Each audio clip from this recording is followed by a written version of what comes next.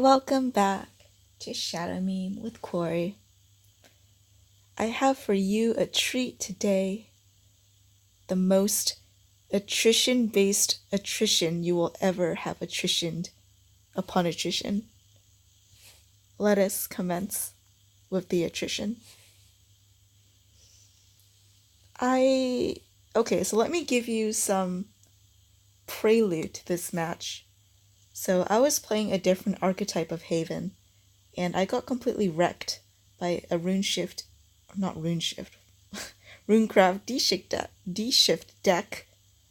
So I went with my anti-fuck D-Shift anti-spell deck, and I basically tried to snipe a D-Shift player so I could basically rub this deck all over their face. However, I kept on running into every other class but Rune. It was like the game just knew that I wanted to fuck up someone's day. So they gave me every other class and the one that I wanted. But that's okay too, because for some reason this deck does really well even against non-Runecraft people. So I really lucked out here.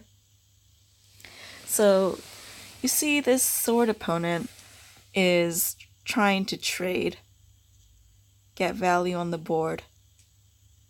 Meanwhile, I'm plonking down amulets and top decking a lot of really nice removal. I could have gone with the Tribunal here, but I decided that I am going to banish this because I don't want his last word to go off. Although it's a bit of a waste of my priest, but you'll see that he's forced into using his removal to get rid of my priest. Here, I'm thinking, I really would like another Barong or another, Tiger and Burb, but some things just don't work out that way. I get 3 globes instead, chaining one after another. But I guess this is also sort of fine. It means that I'll be able to bombard myself with cards a couple turns later. And he plays the most interesting card. This legendary used to be extremely overpowered in the expansion that it came out because there wasn't really a lot of removal available at that time. So flooding the board like that with little followers would basically be death sentence for the person on the other side of the board. Here he plays Lux, Solar Lancer, and he draws 2 commanders. So naturally, I'm quite worried that there's going to be an Albert coming sooner or later.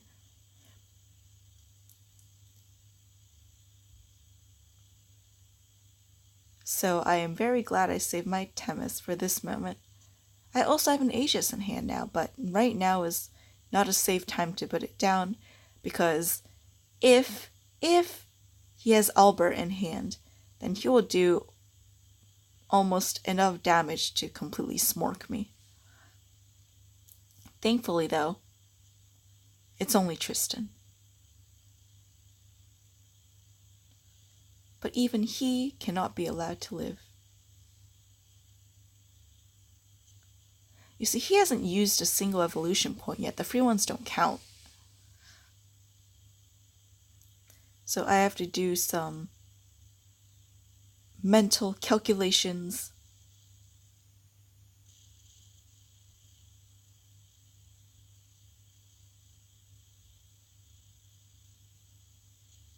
And clear his set of the board. Now I'm still worried about Albert. He's playing the very control-y, not as control-y as me, of course, but pretty control-y variant of aggro deck.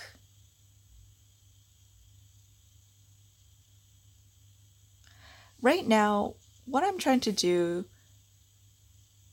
is just figure out a good time to put down my Aegis. And in my mind, I'm thinking, you know what? His side of the board is clear. I'm probably okay to put it down next turn. But he gets Stormfollower and Ward. Except JK. Julia is not an officer, so she doesn't get the Ward. But here I took a gamble. Hopefully it hits Wulfric, and it does. Now this is the turn that I start thinking maybe I should have put down my Aegis earlier, because he's drawing all the right cards to be clearing my side of the board while keeping part of his board still up. You know what? I'm not going to dilly-dally anymore. I need the Aegis. I need it now. And he draws the Ward. And he evolves the Ward, which poops out a smaller Ward. And of course, Wards are Aegis's least favorite meal. However, the top deck Themis saves the day.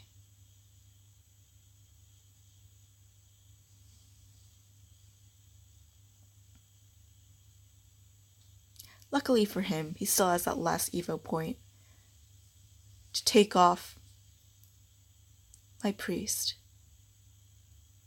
However, my Ward comes up. I get another Ward. I get a Tin Soldier. And what does he get? Aegis to the face.